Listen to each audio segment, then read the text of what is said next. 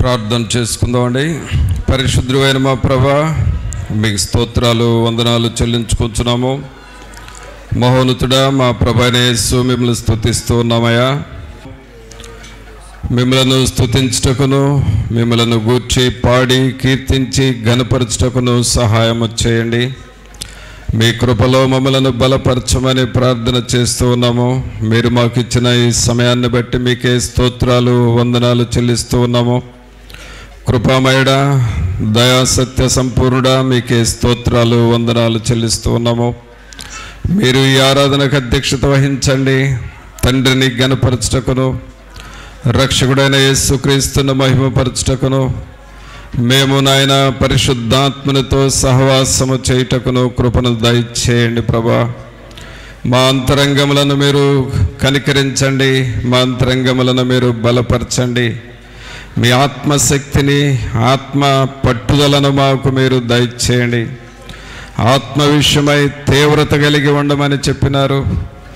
అలాగే దేవుని విషయంలో పట్టుదల కలిగి ఉండమని చెప్పినారు. మీ యొద్ద సహనముతో కనిపెట్టమని మీరు చెబుతున్నారు ప్రభా.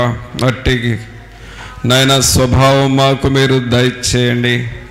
తండ్రి అయిన దేవా, మీ సన్నిధిలోనికి వచ్చి మిమ్మల్ని వేడుకొంచున్నాము.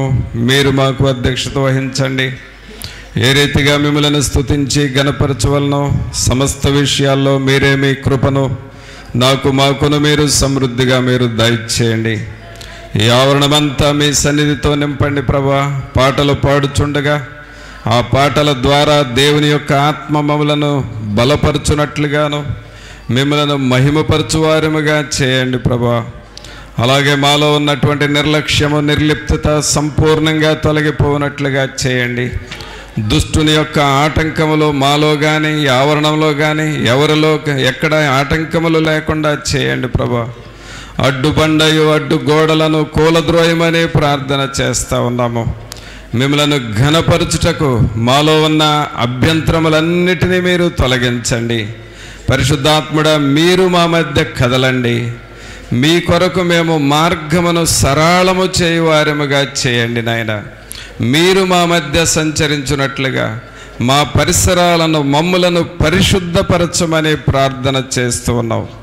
రాజులైన యాజక సమూహముగా మమ్మల్ని ఇక్కడ చేర్చి మహిమ ఘనత ప్రభావాలు మీరే ఆరోపించుకొనమని నజరేయుడైన యేసు నామమున అడిగి వేడుకొనుచున్నాము తండ్రి, ఆమేన్. పాటలు పాడుకుందామండి. మన ఆరాధన గీతం నుండి 301వ పాట పాడుకుందామండి.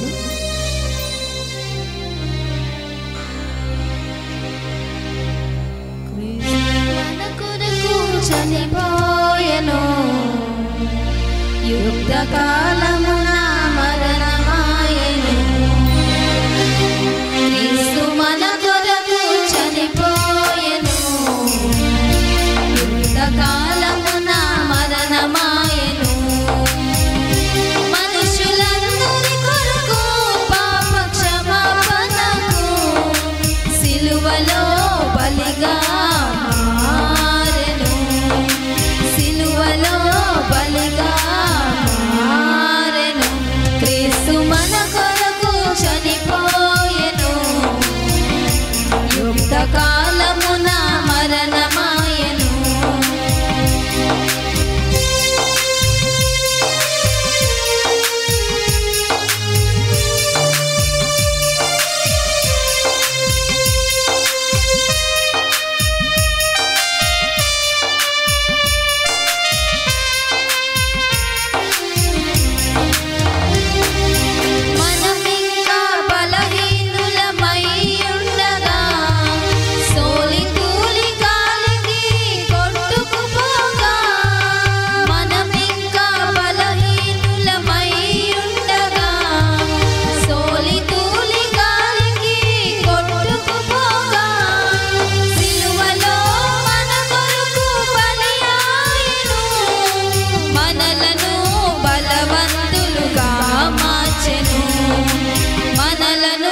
బలవంతులుగా మార్చెను. క్రీస్తు మన కొరకు చనిపోయెను యుద్ధకాలమున మరణమాయెను. క్రీస్తు మన కొరకు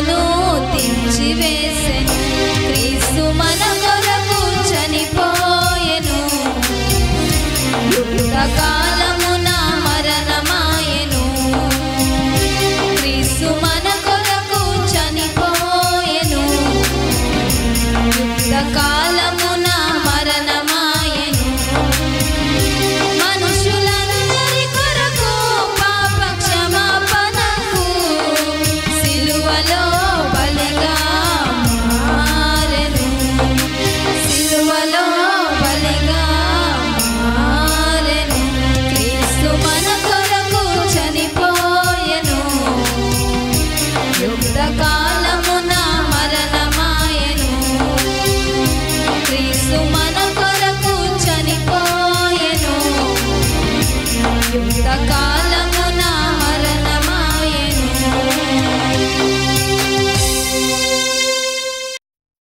దేవుని జీవాత్మ నా మీదికి రమ్ము అని పరిశుద్ధాత్మను మనం ఆహ్వానించుకుందాం.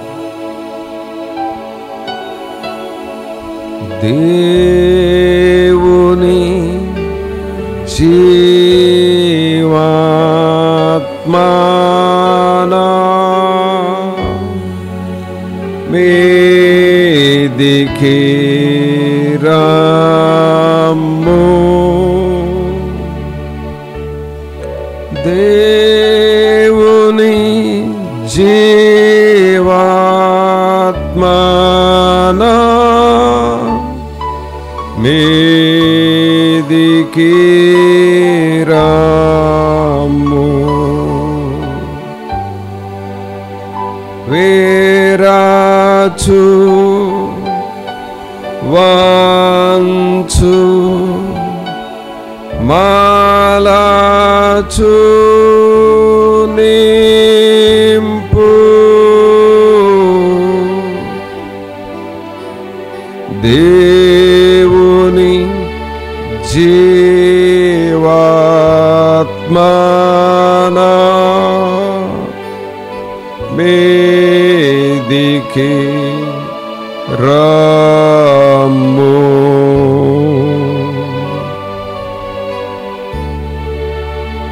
పరిశుద్ధుడైన మా ప్రభువా, మీకు స్తోత్రాలు వందనాలు చెల్లిస్తూ ఉన్నాము. మహోన్నతుడా, మహాగణుడా, మా ప్రభువైన యేసు మిమ్మల్ని స్తుతిస్తూ ఉన్నాము. రాజా, మీకు స్తోత్రాలు, మీకు వందనాలు. ప్రభువా, మీ తోడు, మీ నీడ మాకు అవసరము. మీ సహవాసం మాకు కావాలి. మమ్మలను మీరు జ్ఞాపకము చేసుకోనండి ప్రభా. మీ సన్నిధిని, మీ ఆత్మ సహాయమును మాకు దయచేయండి. మీ వాక్యము దగ్గరకు వస్తూ ఉన్నాము. మీ వాక్యము ద్వారా మాతో మీరు మాట్లాడండి. మమ్మలను, మా కుటుంబాలను, మమ్మలను, మా సహోదర సహోదరులను, ప్రతి ఒక్కరిని మీరు దర్శించండి. మీరు నోరు తెరిచి మాతో మాట్లాడండి ప్రభా. చిరు జల్లులు పంపుచున్న రీతిగా మీ దీవెనలు, చిరు దీవెనలు మా మీద కుమ్మరించమని ప్రార్థన చేస్తూ ఉన్నాము. తండ్రి, మీకు స్తోత్రాలు, మీకు వందనాలు. మీ వాక్యము ద్వారా మాతో మాట్లాడమని నజరేయుడైన యేసు నామమున అడిగి వేడుకొనుచున్నాము తండ్రి. ఆమేన్. ప్రియులారా, దేవుని వాక్యం చదువుకుందాం. నెహెమ్యా గ్రంథము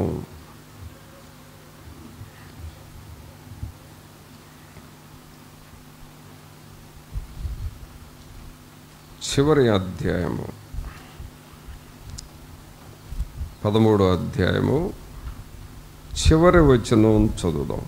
మరియు చివరి వచనంలో కూడా చివరి లైన్ చదువుదాం. నెహెమ్యా గ్రంథము నా దేవా 13వ అధ్యాయము 31లో చివరి లైన్. నా దేవా, నా దేవా, మేలుకై నన్ను జ్ఞాపకం ఉంచుకొనుము. మేలుకై నన్ను జ్ఞాపకం ఉంచుకొనుము. అందరం చెబుదాం ఈ మాట. నా దేవా, మేలుకై మేలుకై నన్ను జ్ఞాపకముంచుకొనుము. నన్ను జ్ఞాపకముంచుకొనుము. ప్రభునందు పిల్లరా, ఇక్కడ మనం చదివిన ఈ వాక్య భాగము నెహెమ్యా దేవునికి ప్రార్థన చేస్తున్నాడు. దేవుని కొరకు చేయాల్సినదంతా చేశాడు. అనగా యెరూషలేము యొక్క గోడలు కట్టించాడు, వాటిని ప్రతిష్ఠిత చేశాడు. అలాగే దేవుని కొరకు చేయాల్సిన పనులన్నీ చేసి ఆయన ఒక మాట దేవునితో చెబుతున్నాడు. అదేమిటంటే, నీవు మేలులు చేసే దేవుడు ప్రభువా, నీవు అనేకులకు మేలులు చేస్తావు. ప్రతిరోజు, ప్రతినిత్యము, ప్రతి ఒక్కరికి మేలులు చేసే దేవుడవు. నీవు మేలు చేసే టైంలో నన్ను జ్ఞాపకం చేసుకో అంటున్నాడు.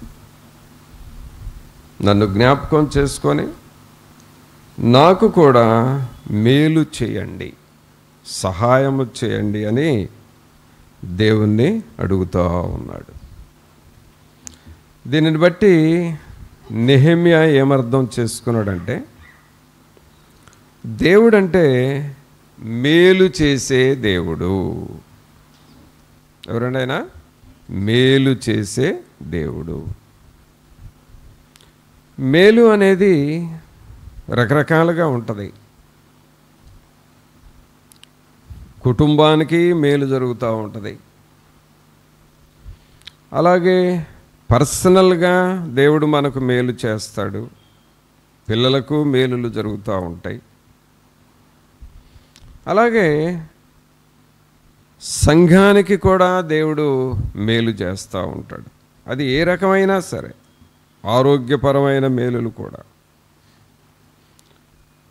అందుకని నెహెమ్యా దేవుణ్ణి గుర్తిరిగి, దేవుని అర్థం చేసుకొని, అన్ని రీతులుగా మీరు మేలులు చేసే దేవుడవు.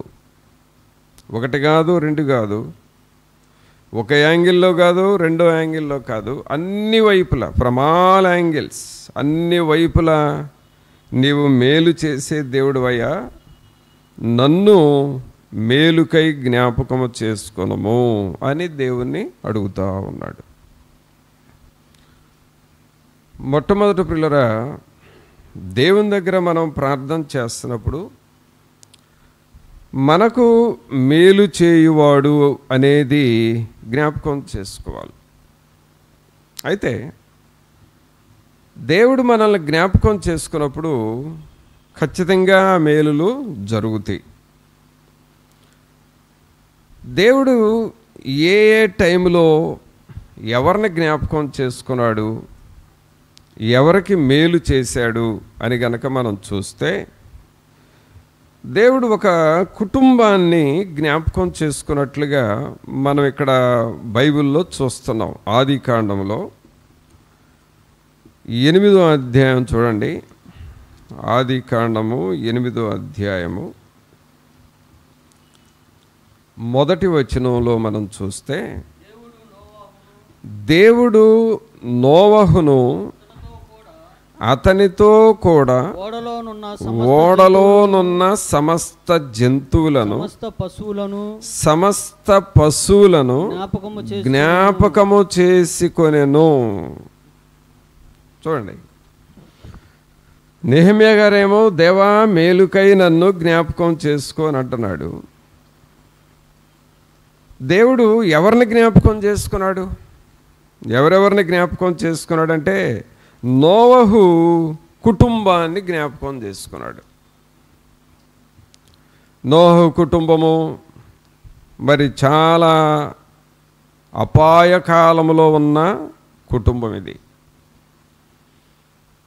సహజంగా ఇటీవల మనకు కొన్ని ప్రాంతాల్లో, మన ప్రాంతాల్లో మనం సేఫ్గానే ఉన్నాం, కానీ కొన్ని ప్రాంతాలలో మరి జలమయమైపోయి వరదలు వచ్చి కుటుంబాలు దెబ్బతిన్న పరిస్థితులు మనం ఇటీవల ఎక్కువగా వార్తల్లో వింటున్నాం.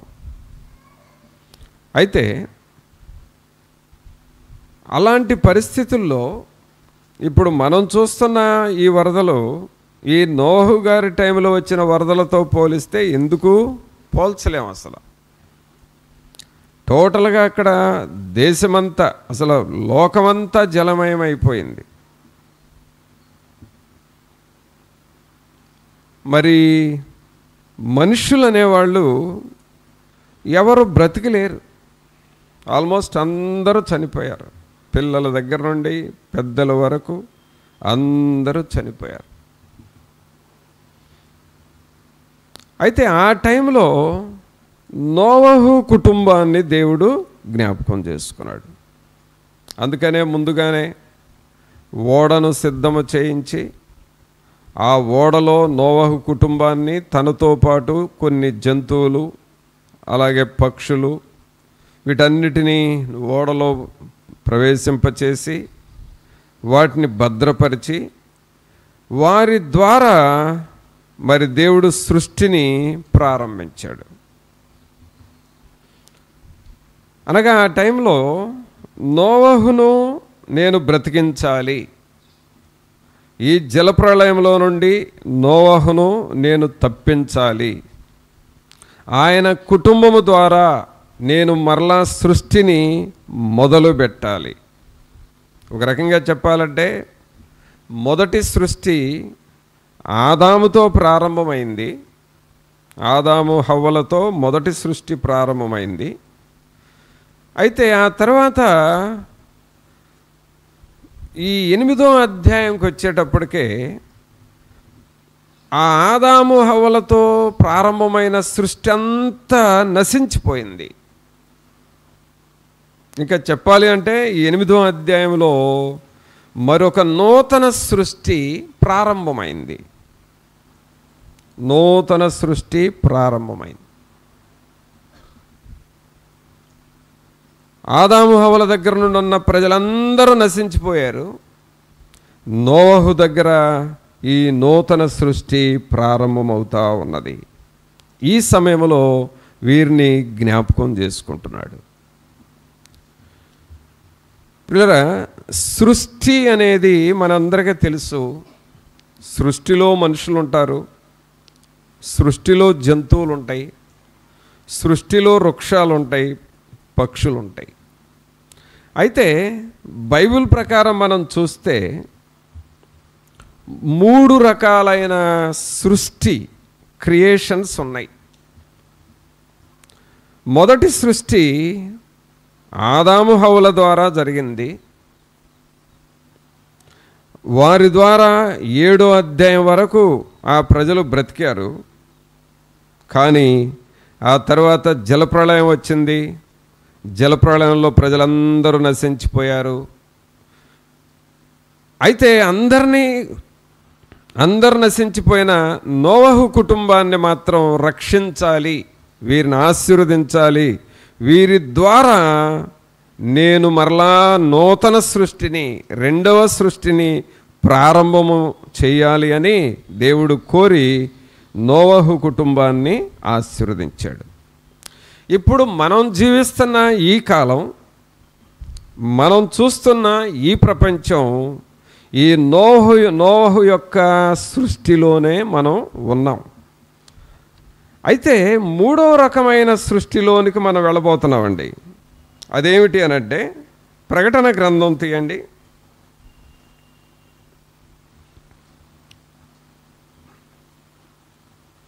ప్రకటన గ్రంథము 21వ అధ్యాయము.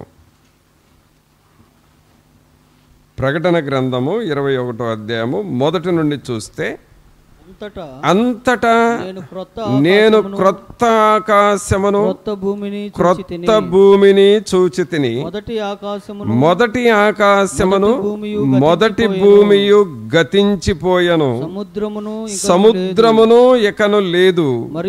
మరియు నేను నూతనమైన యెరూషలేము అను ఆ పరిశుద్ధ పట్టణము తన భర్త కొరకు అలంకరింపబడిన పెండ్లి కుమార్తె వలె సిద్ధపడి పరలోకమందున్న దేవుని యొద్ద నుండి దిగివచ్చుట చూచితిని. అప్పుడు ఇదిగో దేవుని నివాసము మనుషులతో కూడా ఉన్నది. ఆయన వారితో కాపురముండును, వారు ఆయన ప్రజలై ఉందురు. దేవుడు తానే వారి దేవుడై ఉండి వారికి తోడై ఉండును. ఇదొక సృష్టి ప్రియులారా.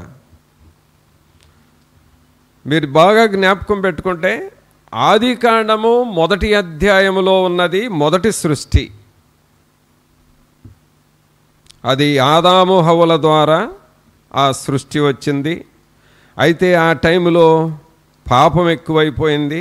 అందువల్ల దేవుడు సహించలేక ఆ లోకాన్ని మొత్తాన్ని నిర్మూలించేశాడు. ఇక 8వ అధ్యాయము వచ్చేటప్పటికే ఆ తరములోనే ఉన్న నోవహును జ్ఞాపకం చేసుకున్నాడు. దేవుడు నోవహునైనా జ్ఞాపకం చేసుకోవడానికి కారణం ఏంటి అని అంటే 7వ అధ్యాయము 1వ వచనంలో చూస్తే, యెహోవా ఈ తరము వారిలో నీవే నా ఎదుట నీతిమంతుడు అయ్యుండుట చూచితిని గనుక నీవును నీ ఇంటి వారును ఓడలో ప్రవేశించుడు. అంటే ఆ తరములో నీతి ఎవరిలోనన్నా ఉందా అని ఆలోచన చేస్తే నోవహులో మాత్రమే నీతి ఉన్నది. ప్రియరా, మనం జ్ఞాపకం పెట్టుకోవాల్సింది ఏంటంటే, కొన్ని సమయాలలో మన దగ్గర ఉన్నది ఏది కూడా మనల్ని రక్షించలేదు, కానీ మనము కలిగి ఉన్న నీతి మనల్ని కాపాడుతుంది. నోవహు కుటుంబం దేవుడు జ్ఞాపకం చేసుకోవడానికి ఒకే ఒక కారణం ఏంటంటే నీతిమంతుడుగా ఉన్నాడు. అందువలన ఆ నీతిమంతుని కుటుంబమును దేవుడు ఆశీర్వదించి జ్ఞాపకం చేసుకున్నాడు.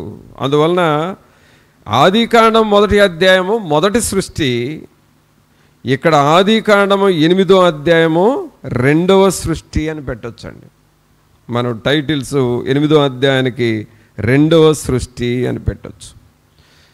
ఇప్పుడు ఆ రోజు నుండి, అంటే ఆదికాండము 8వ అధ్యాయము జరిగిన ఆ రోజు నుండి ఇప్పటి వరకు మనం చూస్తుంది నోవహు సృష్టి. నోవహు కాలములో దేవుడించిన సృష్టి. ఆ నోవహు కాలములో ఉన్న ఆకాశం ఇప్పటికీ ఉంది.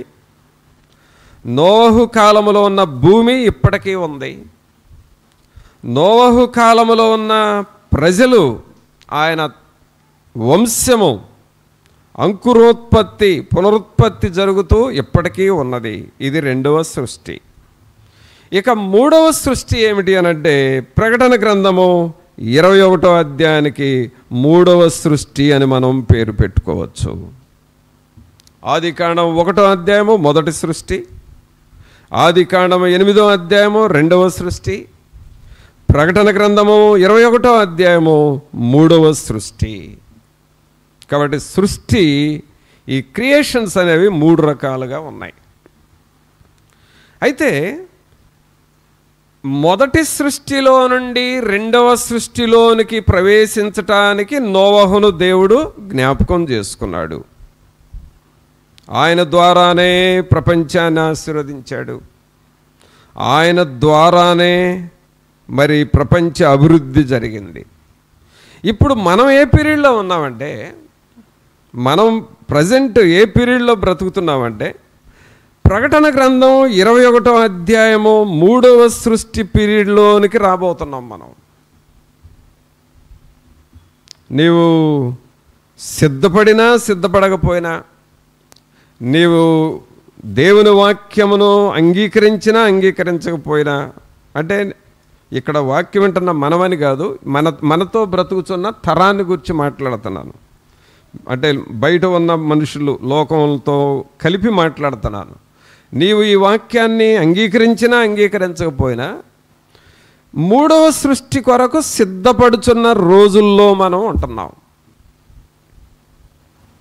ఆ రోజులు ఏమిటి అనంటే, క్రొత్త ఆకాశం వస్తుంది, క్రొత్త భూమి వస్తుంది. మరి ఇప్పుడున్నది ఆకాశం, ఇప్పుడున్న భూమి ఏంటంటే మొదటి ఆకాశం, అంటే మొదటి ఆకాశము మొదటి భూమి గతించిపోతుంది. ఇప్పుడున్న సముద్రానికి కోపం వస్తే ప్రతిసారి మన మీద పడుతుంది వచ్చి, అదేనా? సముద్రానికి కోపం వచ్చినప్పుడల్లా మన మీద పడుతుంది. దేవుడు ఏమని చేస్తున్నాడో తెలుసా? రాబోయే రోజుల్లో అసలు సముద్రమా నువ్వు కనబడకుండా పో అనేది చెప్పే రోజులు వస్తున్నాయి. చూసారా? కాబట్టి మొదటి ఆకాశం మొదటి భూమి గతించిపోతుంది, సముద్రం ఇకను ఉండదు. ఇక ఇప్పుడు మనం చూడబోయే మూడవ సృష్టి ఏమిటంటే 2వ వచనం ప్రకారం, నేను నూతనమైన యెరూషలేము అను ఆ పరిశుద్ధ పట్టణము భర్త కొరకు అలంకరింపబడిన పెండ్లి కుమార్తె వలె సిద్ధపడి పరలోకమందున్న దేవుని యొద్ద నుండి దిగివచ్చుట చూచితిని. ఈ మధ్య ఈ వరదలు వచ్చిన ప్రాంతాల్లో హెలికాప్టర్ పైన తిరుగుతూ అది క్రిందకు వచ్చి అక్కడున్న ప్రజలకి ఆ నీళ్ల బాటిల్స్, ఆహార పొట్లాలు ఇలాంటివేవో క్రింద పడేసి వెళుతున్నారని మనం వింటున్నాం. పాపం ఆ ప్రజల్ని చూస్తూ ఉంటే మరి నాకేమైనా ఒక ప్యాకెట్ పొట్లం ఏమైనా దొరుకుతుందేమని ఆ హెలికాప్టర్ క్రింద ఉండి ఆ ప్యాకెట్ కోసం ఎదురు చూస్తూ ఉన్నారు. కానీ మూడవ సృష్టిలో అంట ఈ హెలికాప్టర్ ఎలాగూ తిరిగి ఎక్కడో పైన ఉన్న హెలికాప్టర్ తిరిగి అది ప్రజలకి అందేలాగా దగ్గరగా ఎలాగూ దిగి వస్తుందో, మూడవ సృష్టిలో నూతన యెరూషలేము అనే పట్టణము బాగా అలంకరించబడి దేవుని యొద్ద నుండి దిగివచ్చుట చూచితిని. అంటే దేవుని దగ్గర నుండి ఆ నూతనమైన యెరూషలేము అనే పట్టణం అలాగూ క్రిందకు దిగి వస్తూ ఉంది. ఆ హెలికాప్టర్ కానీ క్రిందకు దిగి ప్రజలకి పొట్లాలు అందించడానికి దగ్గరకు వచ్చినట్లు ఒక యెరూషలేము పట్టణం, నూతన యెరూషలేము పట్టణం అలాగ క్రిందకు దిగి వస్తూ ఉంది. ఎవరి కోసమయ్యానంటే తన కొరకు సిద్ధపడిన ప్రజల కొరకు. ఎవరి కోసం అండి? తన కొరకు సిద్ధపడాలి, దేవుని కొరకు సిద్ధపడాలి, దేవుని వాక్యము కొరకు సిద్ధపడాలి, దేవుని కొరకు మన హృదయాల్ని అప్పగించాలి, దేవుని కొరకు మన జీవితాల్ని సమర్పించుకోవాలి, దేవుని కొరకు మనకున్నది త్యాగము చేసి ఆయన రాజ్యాన్ని కట్టాలి, దేవుని కొరకు ఆత్మలను సంపాదించాలి. దేవునితో మనం ఏం చెప్పాలంటే, ప్రభువా నువ్వు నాకు ఒక జీవితాన్ని ఇచ్చావు, నీవు నాకు ఇచ్చిన జీవితం ద్వారా నేను అనేక జీవితాలని, అనేక కుటుంబాలని నేను మార్చి నీ దగ్గరకు చెప్పాలి.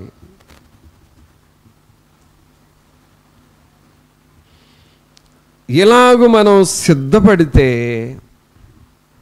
మూడవ ఆకాశములోనికి లేక మూడవ సృష్టిలోనికి మనం ప్రవేశిస్తాం. అక్కడ దేవుడు మనల్ని జ్ఞాపకం చేసుకుంటాడు.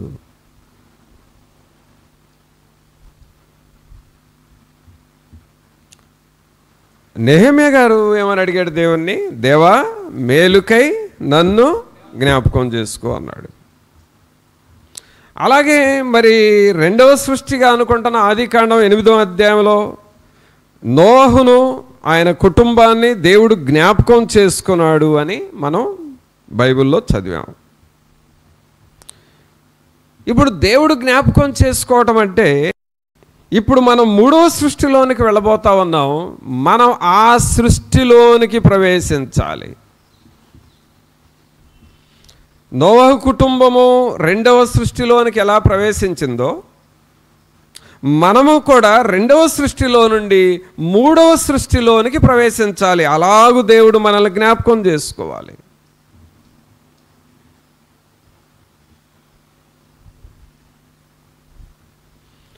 అయితే మొదటి కుటుంబంలో ఆదాము హవ్వలతో ప్రారంభమైన సృష్టిలో ఆ ప్రజలు తెలియక పాపములో పడిపోయి నశించిపోయారు జలప్రళయంలో. అంటే వారు రెండవ సృష్టిలోనికి ప్రవేశించే అర్హత కోల్పోయారు. అది ఒక భయంకరమైన పరిస్థితి.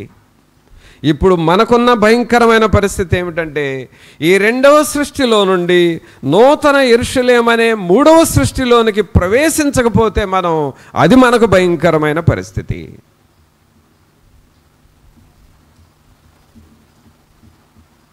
అందుకే మనం చేయాల్సిన పని ఏమిటంటే, ప్రతిరోజు దేవా మేలుకై నన్ను జ్ఞాపకము చేసుకొనుము అని చెప్పాలి. మేలు అనేది పిల్లరా రెండు రకాలుగా ఉంటుంది. ఒకటి టెంపరరీ మేలు. ఇప్పుడు ఆ వరదల్లో ఉన్న వాళ్ళకి ఆహార పొట్లాలు ఇస్తున్నాం, అది టెంపరరీ మేలు. శాశ్వతమైన మేలు ఏమిటంటే ఆత్మలు రక్షింపబడి పరలోకానికి చేరటము, అది శాశ్వతమైన మేలు. ఈ టెంపరరీ మేలులు చేసేవాళ్ళు ఒక మంచి హృదయం కలిగిన వారు ఎవరైనా చేయొచ్చు. కైండ్ హార్ట్ ఉంటే లోపల ఎవరైనా చేయొచ్చు మేలులు ప్రజలకు, అది టెంపరరీ.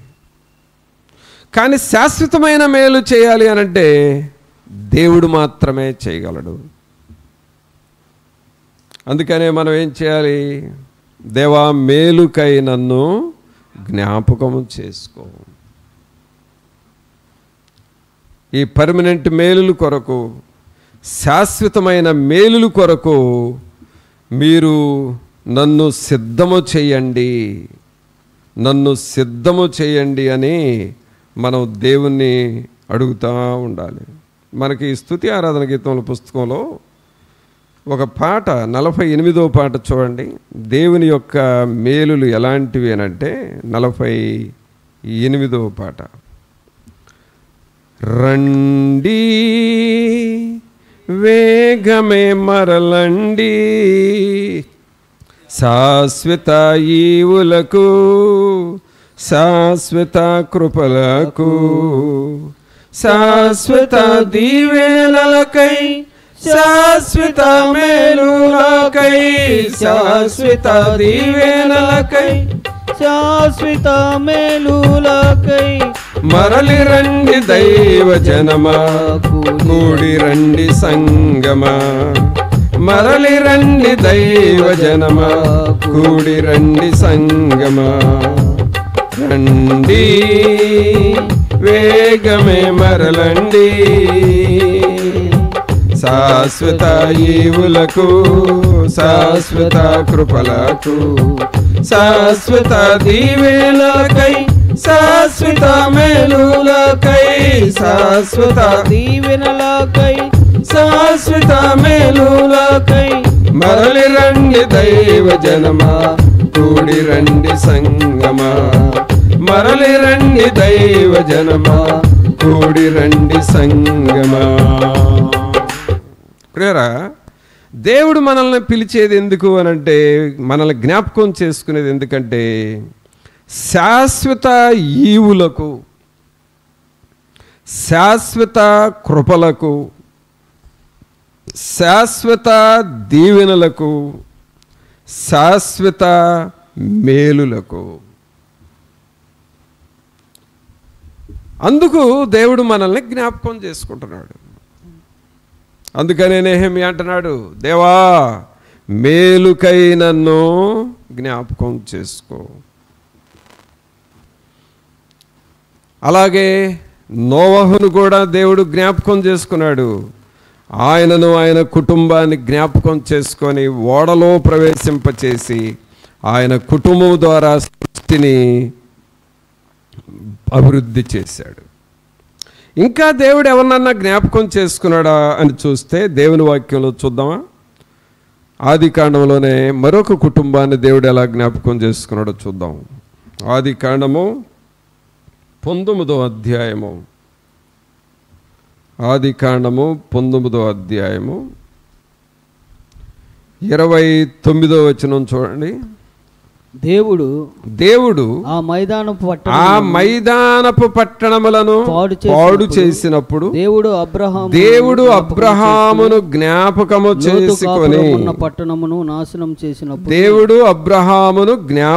చేసుకొని లోతు కాపురమున్న పట్టణములను నాశనము చేసినప్పుడు ఆ నాశనము మధ్యన లోతు నశించకుండా అతని తప్పించెను. ప్రియరా, దేవుడు చేసే మేలు ఎలాంటిదంటే, ఇక్కడ సొదొమ గొమొర్రా పట్టణాలు నాశనమైపోతూ ఉన్నాయి. అంటే సొదొమ గొమొర్రా ప్రజలు దేవునికి కోపం పుట్టించారు బాగా. అందుకని దేవుడు కూడా ఇక ఈ పట్టణాలని నేను నాశనం చేయాలనుకొని అబ్రహాంతో చెబుతా ఉన్నాడు, అబ్రహాం నీ సహోదరుడు ఉన్నాడు కదా లోతు, ఆ లోతును ఆ పట్టణాలు వదిలిపెట్టి బయటికి రమ్మని చెప్పు అని అన్నాడు. పిల్లరా, లోతు అబ్రహాం చెప్పినప్పుడు ఆ మాట తను వినలా. అయితే దేవుని మనస్సులో ఏముందంటే, నేను ఎలాగైనా అబ్రహామును కాపాడాలి, ఎలాగైనా అబ్రహాము యొక్క సహోదరుడు లోతును తన కుటుంబాన్ని కాపాడాలి అనేది దేవుని ఉద్దేశం. దేవుడు అలా నిర్ణయించుకున్నాడు, అబ్రహామును నేను జ్ఞాపకం చేసుకోవాలి, అతని ద్వారా లోతు కుటుంబాన్ని నేను జ్ఞాపకం చేసుకోవాలి. అంటే పట్టణాల్లో మరి ఉగ్రత వస్తున్నా సరే తన పిల్లలు ఎవరైనా ఉన్నారా అని దేవుడు గమనించుకుంటున్నాడు. తన బిడ్డలు ఎవరైనా ఉన్నారా, నాకు ఇష్టలుగా ఎవరైనా ఉన్నారా, నాకు ప్రార్థన చేసేవాళ్ళు ఎవరైనా ఉన్నారా. అలాగే ఈ శాపం క్రింద ఈ సొదొమ గొమొర్రా పట్టణ ప్రజలు నాశనమైనట్లుగా మరి నాశనం కాకుండా నా పిల్లలు ఎవరైనా ఉన్నారా అని చూస్తే, ఆలోచన చేస్తే దేవునికి అబ్రహాము జ్ఞాపకం వచ్చాడు. చూసారా? అనగా పిల్లరా, దేవుడు ఒక పని చేయబోయే ముందు నేను ఇక్కడ నుండి ఎవరికి మేలు చేయాలి, ఇక్కడ ఎవరిని నేను కాపాడాలని దేవుడు ముందుగా జ్ఞాపకం చేసుకుంటాడండి. ఆయన మనల్ని జ్ఞాపకం చేసుకునే దేవుడు. ఏ కుటుంబానికి నేను ఏం మేలు చేయాలి, ఏ కుటుంబానికి నేను అవసరతలు తీర్చాల్సి ఉంది, వీరిలో ఎవరిని కాపాడాలి, ఎవరిని నేను రక్షించాలి అని దేవుడు మనల్ని గురించి ఆలోచన చేసే దేవుడు. అబ్రహామును జ్ఞాపకం చేసుకున్నాడు. అబ్రహాము ద్వారా లోతు కుటుంబాన్ని కూడా జ్ఞాపకం చేసుకున్నాడు. ఆ సొదొమ గొమొర్రా పట్టణాల్లో నశించిపోకూడదు అని, వాళ్ళని తప్పించాలి అనే దేవుడు లోతు కుటుంబాన్ని కూడా జ్ఞాపకం చేసుకున్నాడు. అంటే లోతును జ్ఞాపకం చేసుకోవడానికి అక్కడ కారణం ఎవరంటే అబ్రహాము ద్వారా లోతును జ్ఞాపకం చేసుకున్నాడు. అంతేగాని లోతులో అంత భక్తి లేదు, లోతు కుటుంబీకుల్లో కూడా అంత భక్తి లేదు. కానీ అబ్రహాము ప్రార్థన చేయటం బట్టి దేవుడు ఆయన్ని జ్ఞాపకం చేసుకున్నాడు. ఒకసారి మనం ఇదే వాక్యము కీర్తనలో ఇంకొంచెం వివరంగా ఉంటుంది, చూద్దాం. కీర్తనల గ్రంథంలో 105వ కీర్తన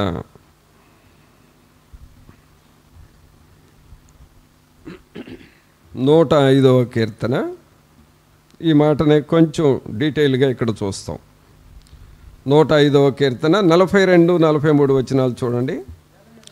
ఏలయనగా ఆయన తన పరిశుద్ధ వాగ్దానమును తన సేవకుడైన అబ్రహామును జ్ఞాపకము చేసుకొని ఆయన తన ప్రజలను సంతోషముతోనూ తాను ఏర్పరచుకుని వారిని ఉత్సాహ ధ్వనితోనూ వెలుపలికి రప్పించెను. గమనించండి, ఇక్కడ మరొక వ్యక్తిని మనం చూస్తున్నాం. మొట్టమొదట నెహెమ్యాను దేవుడు మేలుకై జ్ఞాపకం చేసుకున్నాడు, విన్నాం మనం. ఎవరండి ఆయన? నెహెమ్యాను దేవుడు మేలుకై జ్ఞాపకం చేసుకున్నాడు. అలాగే రెండవ కుటుంబం ఎవరయ్యానంటే నోవహు కుటుంబం. నోవహు కుటుంబము మరి ఆ జలప్రళయంలో నశించిపోకుండా రక్షించబడాలని దేవుడు నోవహు కుటుంబాన్ని జ్ఞాపకం చేసుకున్నాడు. ఇప్పుడు మూడవ కుటుంబం చూస్తున్నాం. ఇది ఎవరంటే అబ్రహాము కుటుంబము. ఏ కుటుంబం అండి? అబ్రహాము కుటుంబం. మీరు ప్రార్థనలు చేసుకునేటప్పుడు ఈ పాయింట్స్ పెట్టి ప్రార్థన చేసుకుంటూ ఉండాలి. అలాగూ దేవుడు మనల్ని జ్ఞాపకం చేసుకొని రక్షిస్తాడు. ప్రభా, నెహెమ్యా కుటుంబాన్ని జ్ఞాపకం చేసుకున్నావు, వారిని కాపాడావు, మేలు చేసావు కదా, మీకు వందనాలని. రెండవది, నోవహు కుటుంబాన్ని జ్ఞాపకం చేసుకున్నావు కదా, వారిని కాపాడావు, నీకు వందనాలు అని. మూడవదిగా అబ్రహాము కుటుంబాన్ని జ్ఞాపకం చేసుకున్నావు, మేలుకై జ్ఞాపకం చేసుకున్నావు అని. ఇలాగ మనం విన్న వాక్యాన్ని పెట్టి మీ డైలీ ప్రార్థనలు చేస్తూ ఉంటే దేవుడు నిన్ను కూడా, దేవుడు నీ కుటుంబాన్ని కూడా, దేవుడు నీ పిల్లల్ని కూడా జ్ఞాపకం చేసుకొని మేలు చేసే దేవుడు. చప్పట్లు కొట్టండి ఒకసారి యేసయ్యకు. ఆయన మనల్ని జ్ఞాపకము చేసుకొని వాడు. మన కుడి చేయి పైకి లేపి అందరము దేవానికి స్తోత్రం అని చెబుదాము. నీవు మమ్ములను జ్ఞాపకము చేసుకునే దేవుడు అయ్యా, నీకు వందనాలు ప్రభువా. ఆమేన్. ఎవరండి ఆయన? మనల్ని జ్ఞాపకం చేసు. అసలు ఈ వర్షానికి రోజు మనం గుర్తొస్తున్నట్టున్నాం. రమ్మని మనం అనకపోయినా వస్తుంది, ఎందుకంటే మనల్ని జ్ఞాపకం చేసుకుంటుంది వర్షం. వర్షమే మనల్ని జ్ఞాపకం చేసుకుంటే దేవుడు జ్ఞాపకం చేసుకుంటాడా లేదా? జ్ఞాపకం చేసుకుంటాడయ్యా వాడు అన్నవాళ్ళు చప్పట్లు కొట్టండి. Right, okay. దేవుడు మనల్ని జ్ఞాపకం చేసుకుంటాడు. ఎలా జ్ఞాపకం చేసుకుంటున్నాడు? అబ్రహాముని ఎలా జ్ఞాపకం చేసుకున్నాడు? ఇక్కడ ఏలయనగా 42వ వచనం, ఏలయనగా ఆయన తన పరిశుద్ధ వాగ్దానమును తన సేవకుడైన అబ్రహామును జ్ఞాపకము చేసుకొని. ప్రియరా, అబ్రహాము ఎవరయ్యానంటే ప్రార్థన చేసే వ్యక్తి, దేవుని వాక్యానికి లోబడిన వ్యక్తి, పిల్లలకు భక్తి నేర్పుకున్న వ్యక్తి.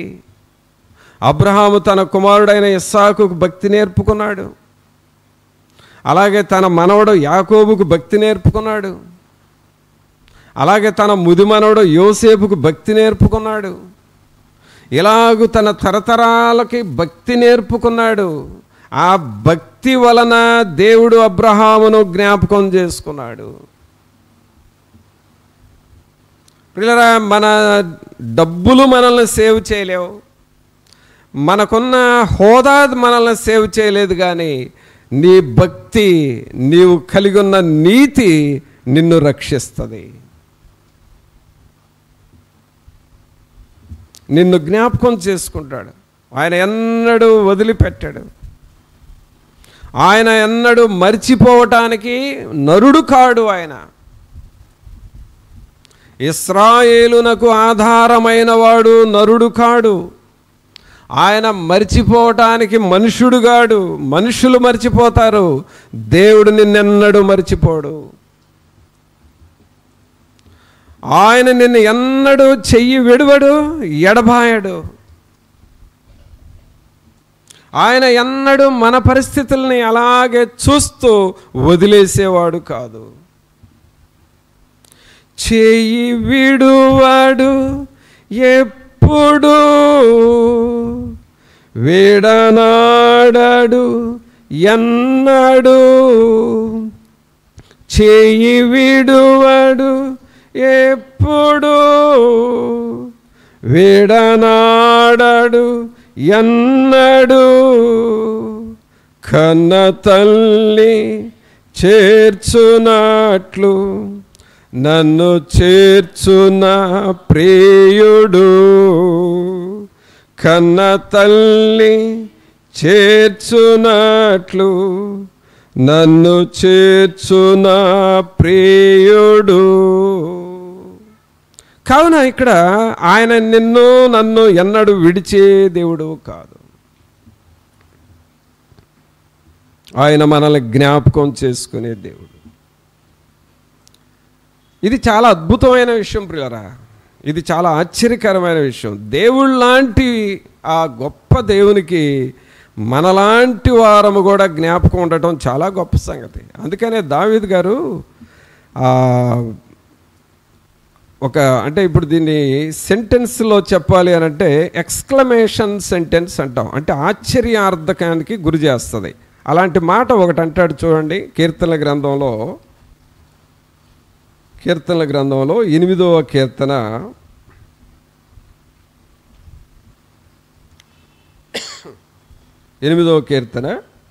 4వ వచనంలో ఏమంటాడంటే, నీవు మనుష్యుని జ్ఞాపకము చేసుకొనుటకు వాడేపాటి వాడు, నీవు నరపుత్రుని దర్శించుటకు వాడేపాటి వాడు. అయ్యా, అసలు నువ్వు జ్ఞాపకం చేసుకోవాల్సిన అవసరం నీకేంటి? మాలాంటి వాళ్ళని జ్ఞాపకం చేసుకోవాల్సిన అవసరం నీకేంటి నాయనా? మాలాంటి వాళ్ళని జ్ఞాపకం చేసుకొని మేలు చేయాల్సినంత అవసరం నీకేంటి అసలు? ఆ రోజున నేను గొర్రెలు కాస్తున్నప్పుడు వదిలేస్తే ఏదో అయిపోయేవాడిని కదా. కానీ నాలాంటి వాడిని, నాలాంటి మనుషుల్ని జ్ఞాపకం చేసుకున్నటకు నువ్వెంత గొప్ప దేవుడు అయ్యా అని ఒక ఎక్స్ప్లెనేషన్, ఒక ఆశ్చర్యాన్ని వ్యక్తం చేస్తున్నాడు. నీవు మనుషుని జ్ఞాపకం చేసుకొనుటకు వాడేపాటి వాడు, నీవు నరపుత్రుని దర్శించుటకు వాడేపాటి వాడు. మనం ఏ పాటి వారమైనా లేకపోతే ఎందుకు పనికిరాని వారమైనా సరే, దేవుని గుణం ఏమిటంటే నిన్ను జ్ఞాపకము చేసుకుంటాడు. ప్రియులరా, మనకు వచ్చిన శోధనలో ఆయన జ్ఞాపకము చేసుకొని నిన్ను విడిపించలేదా? నీకున్న సమస్యలు, కృంగిపోయిన పరిస్థితుల్లో, రోగాల్లో ఉన్నప్పుడు నిన్ను జ్ఞాపకం చేసుకొని దేవుడు నీకు సహాయం చేయలేదా? ప్రభువా, నేను ఎలాగ బ్రతకాలి, నాకు ఒక ఉద్యోగం ఇవ్వండి ప్రభువా అని అడుగుతూ ఉన్న రోజుల్లో ప్రభువు నీకు సహాయం చేసి నిన్ను బ్రతికించట్లేదా? ప్రభువా, నా కుటుంబాన్ని ఇవ్వండి, నాకు పిల్లల్ని ఇవ్వండి, వారికి మీ కృపను చూపండి అని ప్రాధేయపడి నువ్వు అడిగిన రోజుల్లో ఆయన నిన్ను జ్ఞాపకం చేసుకోలేదా? ఏం చేయాలి అని చెప్పి మనుషులందరూ వదిలిపెట్టారు. ఈ టైంలో నా పరిస్థితి ఏంటి అని కంగారుగా ఉన్న టైంలో నువ్వు దేవునికి ప్రార్థన చేస్తే ఆ టైంలో నిన్ను జ్ఞాపకం చేసుకొని నిన్ను ఆదరించలేదా? ఎన్నెన్ని సమయాల్లో, ఎన్నెన్ని పరిస్థితుల్లో ఆయన నిన్ను జ్ఞాపకం చేసుకున్నాడు. అయితే సాతానుడు ఏం చేస్తాడంటే, ఇంతకుముందు దేవుడు జ్ఞాపకం చేసుకొని దేవుడు మనకు చేసిన మేలులు మర్చిపోయేటట్లుగా చేసి, ఇక ముందు జరగబోయే వాటిల్లో దేవుడు నిన్ను జ్ఞాపకం చేసుకోడేమో, మర్చిపోయాడేమో, వదిలేస్తున్నాడేమో అనే అనుమానాల్ని, డౌటింగ్ నేచర్ని సాతానుడు మన మనసుల్లో పెడతాడు. ఈ డౌటింగ్ నేచర్ అనేది ప్రియులారా సాతాను దగ్గర నుండి వచ్చిన ఆయుధం అది. కానీ గతంలో మనల్కి మేలు చేసిన దేవుడు ఇక ముందుకునూ మేలు చేసే దేవుడై ఉన్నాడు. ఆమేన్.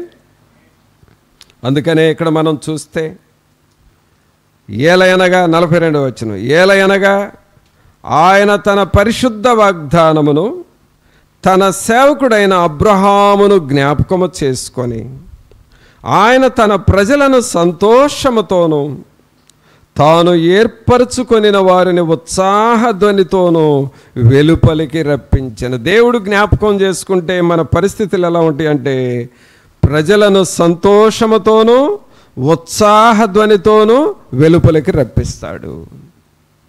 అది కావున ప్రభునంతులరా, అలాగూ అబ్రహామును దేవుడు జ్ఞాపకం చేసుకున్నాడు. అబ్రహాము పిల్లల్ని జ్ఞాపకం చేసుకున్నాడు. కావున ఈ ఉదయకాలం మనం నేర్చుకుంటుంది ఏంటంటే, దేవుడు మనల్ని జ్ఞాపకము చేసుకునే దేవుడు. ఆమేన్. ఎలాంటి వాడంటే దేవుడు మనల్ని జ్ఞాపకము చేసుకునే దేవుడు. ఎవరెవరిని జ్ఞాపకం చేసుకున్నాడని విన్నాం. అయితే ఇవన్నీ చూస్తే చాలా ఉన్నాయి, కానీ జస్ట్ కొన్ని విషయాలు మనం చూస్తున్నాం. దేవుడు మొట్టమొదటి ఎవరిని జ్ఞాపకం చేసుకున్నాడు? నెహెమ్యాను జ్ఞాపకం చేసుకున్నాడు. దేవా, మేలుకై నన్ను జ్ఞాపకం చేసుకొని మన ప్రార్థన చేశాడు. ఆ ప్రార్థనకు దేవుడు నెహెమ్యాకి జవాబిచ్చాడు. రెండవదిగా ఎవరిని జ్ఞాపకం చేసుకున్నాడు దేవుడు? నోవహు కుటుంబాన్ని జ్ఞాపకం చేసుకున్నాడు. మొదటి సృష్టిలో నుండి రెండవ సృష్టిని సృష్టించిందే నోవహు ద్వారా. అంటే ఎంత జ్ఞాపకం చేసుకున్నాడో చూడండి. ఇప్పుడు మనం ఇంకొక పాయింట్ యాడ్ చేసుకొని విన్నాం ఈ ఉదయం. రెండవ సృష్టిలో మనం ఉన్నాం. ఇప్పుడు మనం ఏ సృష్టిలోనికి వెళ్ళాలి? మూడవ సృష్టిలోనికి వెళ్ళాలి. నన్ను జ్ఞాపకం చేసుకో ప్రభు అని అడగాలి. ఆ నూతన యెరూషలేము అనే ఆ పరిశుద్ధ పట్టణములో మనం వెళితేనే మనము నశించిపోకుండా ఉన్నవారం అవుతాం. ఆ పట్టణంలోకి వెళ్లకుండా ఆ మొదటి సృష్టి అంటే ఆదాము హవ్వల ద్వారా వచ్చిన సృష్టిలో కొంతమంది మనుషులు నశించిపోయారు జలప్రళయంలో. ఇప్పుడు వాళ్ళకంటే బెటర్ ఏం కాదు మనం. అంటే రెండవ సృష్టిలో నుండి మూడవ సృష్టిలోనికి వెళ్లకుండా మనం నశించిపోతే ఆ మొదటి సృష్టిలో నశించిన జలప్రళయంలో నశించిన ప్రజలతో ఈక్వల్ మనం. అందుకని మనం ఇప్పుడు దేవుణ్ణి ఏమడగాలంటే మూడవ సృష్టిలోనికి నేను వెళ్ళాలయ్యా. నోవహును ఆ రోజును జ్ఞాపకం చేసుకున్నట్లు ఈ రోజున నన్ను జ్ఞాపకం చేసుకో అని నువ్వు అడుగుతూ ఉండాలి. అది దేవుడు నివసించే స్థలం, అది పరిశుద్ధ పట్టణం, దేవుడు తన ప్రజల దగ్గరకు వచ్చి నివసించే స్థలము. నేను వారి దేవుడినయ్యుందును, వారు నా ప్రజలయ్యుందురు, నేను నా ప్రజల దగ్గర ఉందును అంటున్నాడు. అలాంటి నివాస స్థలములో మనం ఉండాలి. మూడవదిగా మనం జ్ఞాపకం చేసుకుంటున్నాం, అబ్రహామును దేవుడు జ్ఞాపకం చేసుకున్నాడు. తన కుటుంబాన్ని, తన పిల్లల్ని జ్ఞాపకం చేసుకున్నాడు. ఆ కుటుంబాన్ని ఆశీర్వదించాడు. తన ప్రజల్ని జ్ఞాపకం చేసుకొని ఎలాగూ వారిని నింపాడంటే 43వ వచనంలో ఆయన తన ప్రజలను సంతోషముతోనూ తాను ఏర్పరచుకొనిన వారిని ఉత్సాహధ్వనితోనూ వెలుపలికి రప్పించెను. అలాగూ ఆ కుటుంబాన్ని జ్ఞాపకం చేసుకున్నాడు. ఇంకా దేవుడు ఎవరిని జ్ఞాపకం చేసుకున్నాడు అని అంటే కష్టాలలో ఉన్న ప్రజల్ని జ్ఞాపకం చేసుకున్నాడు. ప్రియులరా, కష్టాలలో ఉన్న ప్రజల్ని. నిర్గమకాండం చూద్దాం.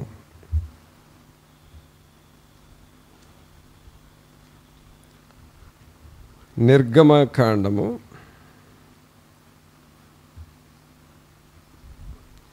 2వ అధ్యాయము.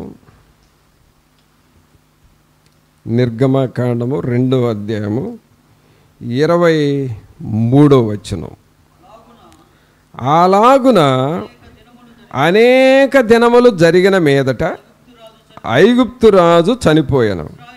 ఇశ్రాయేలీలు తాము చేయుచున్న వెట్టి పనులను బట్టి నిట్టూర్పులు విడుచుచు మొరపెట్టుచుండగా తమ వెట్టి పనులను బట్టి వారు పెట్టిన మొర దేవుని యొద్దకు చేరెను.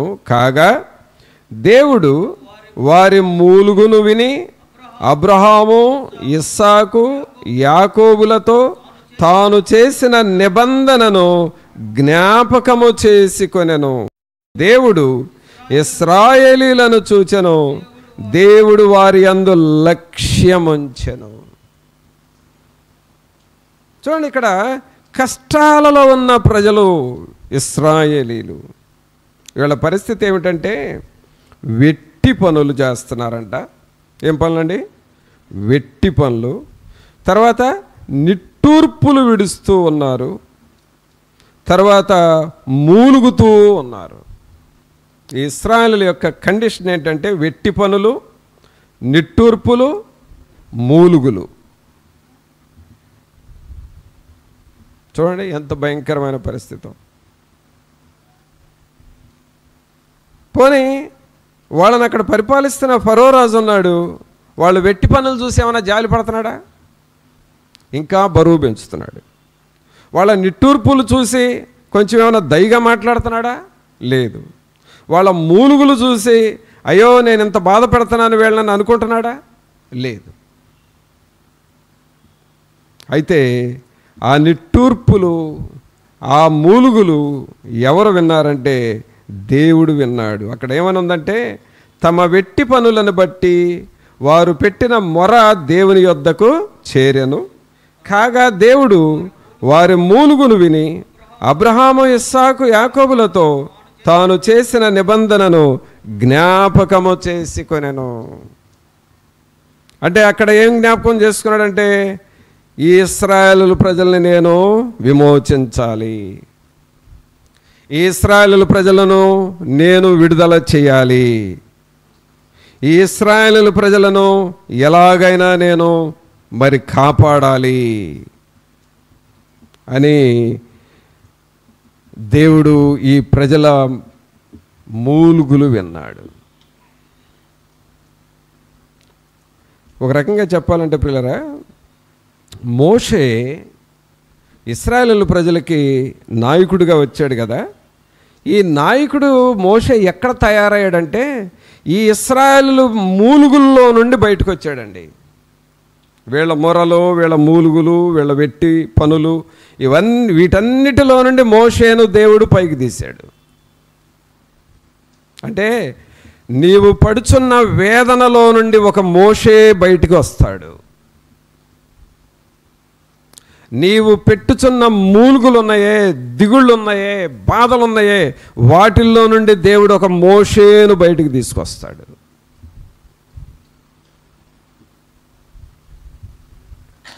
అందుకని ఇక్కడ మనం ఏం చదువుతున్నామంటే 24వ వచనంలో, కాగా దేవుడు వారి మూలుగును విని అబ్రహాము, ఇస్సాకు, యాకోబులతో తాను చేసిన నిబంధనను జ్ఞాపకము చేసుకొనెను.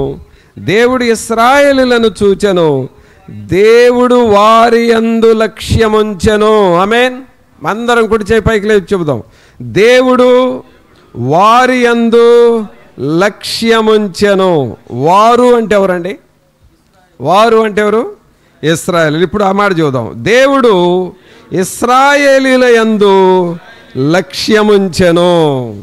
ఇప్పుడు ఇశ్రాయేలీయులు తీసేసి మనము చెప్పుకుందాం, దేవుడు మన యందు లక్ష్యముంచెను. ఆమేన్. ఎవరి మీద లక్ష్యం ఉంచుతున్నాడు? మన మీద లక్ష్యం ఉంచుతాడు, మన మీద దృష్టి పెడతాడు. ఈ ప్రజలకు నేను ఎలా సహాయం చేయాలి, ఈ ప్రజలను నేను ఎలా మేలు చేయాలి, ఈ ప్రజల యొక్క మూలుగు నేను వింటున్నాను, నేను వీరిని ఎలా జ్ఞాపకం చేసుకోవాలని ఆయన మనల్ని జ్ఞాపకం చేసుకునే దేవుడు. నెహెమ్యాని జ్ఞాపకం చేసుకున్న దేవుడు, నోవహు కుటుంబాన్ని జ్ఞాపకం చేసుకున్న దేవుడు, అబ్రహాము కుటుంబాన్ని జ్ఞాపకం చేసుకున్న దేవుడు, ఇశ్రాయేలులను జ్ఞాపకం చేసుకున్న దేవుడు. ఇంకా బైబిల్ గ్రంథంలో దేవుడు జ్ఞాపకం చేసుకొని అనేకులను రక్షించాడు. అందుకనే లాస్ట్ అండ్ ఫైనల్గా ఆ రెండవ దొంగ కూడా దేవునికి ఈ మాట చెప్పాడు, అయ్యా నీవు నీ పరదేశిలోనికి వెళ్ళినప్పుడు నన్ను ఒక్కసారి జ్ఞాపకం చేసుకో. అంటే అక్కడ ఏం అవసరం లేదు, నువ్వు నన్ను అట్లా జ్ఞాపకం చేసుకుంటే చాలు, నా లైఫ్ టర్న్ అయిపోద్ది. అది ఆయన ఉద్దేశం. కావున ప్రభునందు పిల్లరా, ప్రభు మనల్ని జ్ఞాపకం చేసుకునే దేవుడు.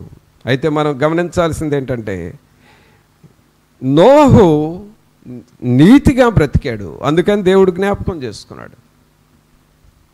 అలాగే అబ్రహాము యథార్థంగా దేవునికి లోబడి బ్రతికాడు, అందుకని దేవుడు ఆ కుటుంబాన్ని జ్ఞాపకం చేసుకున్నాడు. అలాగే నెహెమ్యా దేవుని పని విషయంలో చాలా ఆసక్తిగా ఉన్నాడు, అందుకని నెహెమ్యాను దేవుడు జ్ఞాపకం చేసుకున్నాడు. అలాగే ఇశ్రాయేలు ప్రజలు దేవునికి లోబడి మొరపెట్టుకున్నారు, అందుకని దేవుడు ఇశ్రాయేలు ప్రజలను జ్ఞాపకం చేసుకున్నాడు. అనగా నోవహులో ఉన్న నీతి మనలోనికి రావాలి, అబ్రహాము దేవునికి లోబడినట్లుగా మనం దేవునికి లోబడాలి, నెహెమ్యాలాగా దేవుని పనిని మనం ఆసక్తిగా చేయాలి, ఇశ్రాయేలులాగా దేవునికి లోబడి మొరపెట్టాలి. ఆయన మనల్ని జ్ఞాపకము చేసుకొని మనకు సహాయము చేస్తాడు. దేవుడు వారి యందు లక్ష్యముంచెను. మరి అలాగూ ప్రభు దృష్టి మన మీద ఉందని నీకు గ్రహింపు వస్తుందా?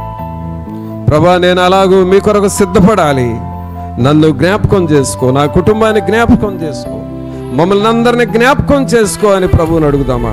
ప్రార్థన చేసుకుందాం. ఒక్క నిమిషం అందరూ తలలు వంచి ప్రభు సన్నిధిలో, ప్రభా మమ్మలను మీరు జ్ఞాపకం చేసుకోనండి నాయన. నోవహును జ్ఞాపకం చేసుకున్న రీతిగా మొదటి సృష్టిలో నుండి రెండవ సృష్టిలోనికి నోవహును తీసుకువెళ్ళిన రీతిగా మమ్ములను కూడా రెండవ సృష్టిలో నుండి మూడవ సృష్టిలోనికి తీసుకొని వెళ్ళండి నాయన, మమ్మల్ని జ్ఞాపకం చేసుకోనండి అని నువ్వు ప్రభువుని అడుగుతావా? ఒక నిమిషం అందరూ నోరు తెరిచి ప్రార్థన చేసుకోనండి. ఈ మెసేజ్ ఊరికేదో నీకు కొంచెం అండర్స్టాండింగ్ రావటానికి వచ్చే మెసేజ్ మాత్రమే కాదు, నీ లైఫ్ను దీవించే మెసేజ్. నన్ను జ్ఞాపకం చేసుకోనండి ప్రభువా అని నువ్వు ప్రభువుని అడుగుతావా? ఓ తల్లి, ఓ తండ్రి, సహోదరుడా, సహోదరి, యవనస్తుడా, యవనరాలా, ప్రభువా నన్ను జ్ఞాపకం చేసుకోనండి అయ్యా. నా యవన కాలాన్ని మీరు జ్ఞాపకం చేసుకోనండి అయ్యా. నా కుటుంబ జీవితాన్ని జ్ఞాపకం చేసుకోనండి అయ్యా. నా వృద్ధాప్య జీవితాన్ని జ్ఞాపకం చేసుకోనండి అయ్యా. నా బాల్య జీవితాన్ని జ్ఞాపకం చేసుకోనండి అయ్యా. నా పరిస్థితులు, నాకున్న ఈ సమస్యలను మీరు జ్ఞాపకం చేసుకోనండి అయ్యా. కృప చూపండి, కృప చూపండి ప్రభువా అని ప్రభువుని అడుగుతావా? పరిశుద్ధుడైన మా ప్రభువా, మీకు స్తోత్రాలు, వందనాలు చెల్లిస్తూ ఉన్నాము. మహోన్నతుడా, మహాగణుడా, మా ప్రభు అయిన యేసు, మిమ్మల్ని స్తుతిస్తున్నాం ప్రభా. మమ్ములను మీరు జ్ఞాపకం చేసుకుంటున్న దేవుడవు ప్రభా, మీకు వందనాలు, స్తోత్రాలు. మహోన్నతుడా, మా ప్రభు అయిన యేసు, మా యొక్క కుటుంబాలను, ఆర్థిక స్థితిగతులను, ఆత్మీయ పరిస్థితులను, ప్రతి విషయాన్ని జ్ఞాపకం చేసుకుంటున్న దేవుడు అయ్యా. మమ్మలను లేవనెత్తే దేవుడు, మాకు సహాయం చేసే దేవుడు, మాకు సహకరించే దేవుడవు.